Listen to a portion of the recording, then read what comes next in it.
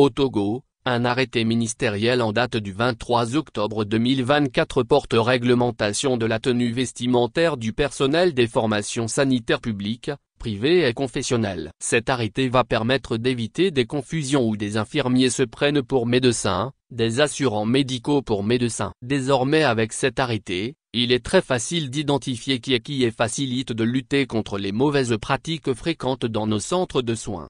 L'arrêté a été pris par le ministère en charge de la santé et de l'hygiène publique. L'article 1 de l'arrêté renseigne: le présent arrêté a pour objet d'harmoniser le code vestimentaire du personnel dans les formations sanitaires. Il s'applique à l'ensemble du personnel en contact direct avec le patient ou son environnement dans les formations sanitaires sur toute l'étendue du territoire national. Et l'article 2 de l'arrêté de préciser que l'arrêté vise à répondre aux exigences en matière d'hygiène et de protection. Les uniformes des professionnels de santé sont dorénavant conformes aux caractéristiques ci-après. Article 3. Des règles particulières s'appliquent au personnel intervenant dans certains services spécifiques notamment, le bloc opératoire et le laboratoire conformément aux standards internationaux.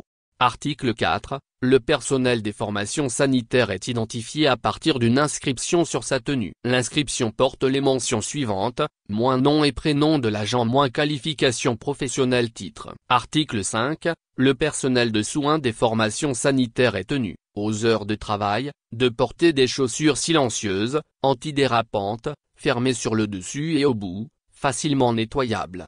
Hormis le personnel en activité professionnelle extra-hospitalière et sauf cas de force majeure, il est interdit de porter les tenues de service hors des périmètres des formations sanitaires.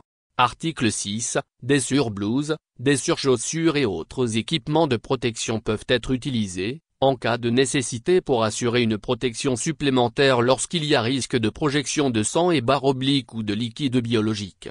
Article 7. Les formations sanitaires fournissent à leur personnel le kit vestimentaire nécessaire. Article 8. Les étudiants et les stagiaires en cours de formation adoptent le même code vestimentaire que le corps de métier auquel ils sont censés appartenir à la fin de leur formation. Toutefois, les apprenants des écoles de sages-femmes et infirmiers conservent leur tenue de stage actuelle. Article 9. Les modalités pratiques de mise en œuvre du présent arrêté sont précisées par des directives. Article 10. Tout manquement aux dispositions du présent arrêté est puni conformément à la législation en vigueur. Article 11. Les formations sanitaires et l'ensemble du personnel disposent d'un délai de 6 mois pour se conformer aux dispositions du présent arrêté.